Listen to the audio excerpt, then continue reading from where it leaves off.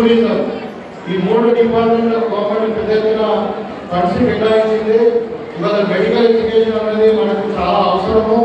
చాలా మెడికల్ కాలేజీలు ఓపెన్ చేసింది, కానీ దానికి సపోర్టింగ్ పారామెడికల్ స్టాఫ్ లేదు,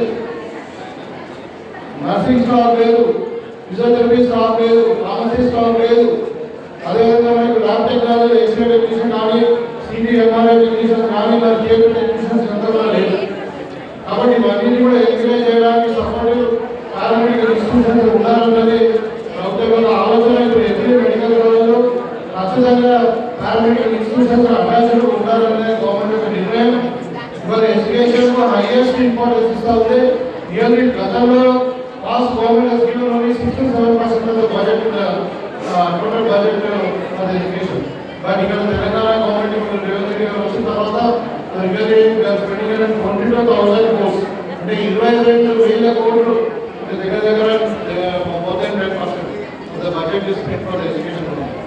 సో నేను ఈ సందర్భంగా ఇప్పుడు పరమేశ్వర రెడ్డి గారికి మరి అంటే కంగ్రాచులేషన్ తెలియజేస్తా ఉన్నాను, కృతజ్ఞతలు తెలియజేస్తా ఉన్నాను.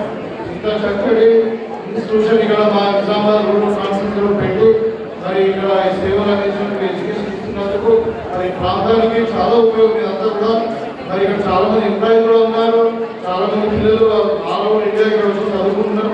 వాళ్ళందరికీ ఇప్పుడు చాలా మంది డబ్బులు అమ్మాయిస్తారు, కానీ the way you earn money is very important. So ఇప్పుడు చాలా దానాలు ఉంటాయి, అన్నదానం ఉంటుంది. లైక్ ఇప్పుడు గోదానం అంటారు, అట్లా విద్యాదానం అనేది ఇక్కడ నంబర్ 1. అంటే దానాలు అన్నింటికంటే మంచిది విద్యాదానం. సో ఇవాళ మనకు ఇక్కడ నుండి పిల్లలను అందరినీ ఇక్కడ తీసుకొచ్చి ఒక ఇన్స్టిట్యూషన్ పెట్టి మరి ఇక్కడ పిల్లలకు ఎడ్యుకేషన్ ఇచ్చి ఈ విద్యాదానాన్ని ప్రసాదిస్తున్నటువంటి పరమేశ్వర రెడ్డి గారు, వాళ్ళ ఫ్యామిలీ, వాళ్ళందరూ కూడా టోటల్ ఫ్యామిలీ, బిడ్డ, అల్లుడు, ఫ్యామిలీ అంతా కూడా they are involved in this system. So totally dedicated for this establishment. కాబట్టి వాళ్ళందరూ కూడా ప్రత్యేకంగా ధన్యవాదాలు తెలియజేస్తూ ఇంకా భవిష్యత్తులో ఈ ఇన్స్టిట్యూషన్ బాగా పెరగాలి, ఇంకా ముందు తెలంగాణ రాష్ట్రంలోనే నంబర్ 1 ఇన్స్టిట్యూషన్గా ఉండాలని.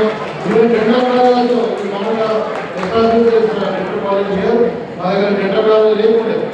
సో ఇంకా ఈ ఇన్స్టిట్యూషన్ ఇంకా ముందుకు పోవాలని చెప్పి ఇంకా చెప్తాను. ఇంకా మెడికల్ కేర్ ఎక్స్టెండ్ చేస్తాం.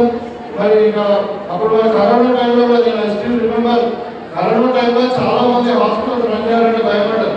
మరి పరమేశ్వర రెడ్డి గారు ఈ ఛాలెంజ్ అండి, ఇదంతా హాస్పిటల్ ఒక 100 బెడ్ హాస్పిటల్ అది రన్ చేసి చాలా మంది వందల మంది లైఫ్ సేవ్ చేసింది. సో నిజంగానే అది ఆ పేరులో పరమేశ్వర రెడ్డి గారు కోసం కూడా మెడికల్ పేరు సంబంధించిన ఆంకాలజీ సెంటర్ కానీ వారికి కూడా ఎక్స్పెరిమెంట్ చేస్తామని చెప్తా ఉన్నారు. వారికి మరి అడ్వాన్స్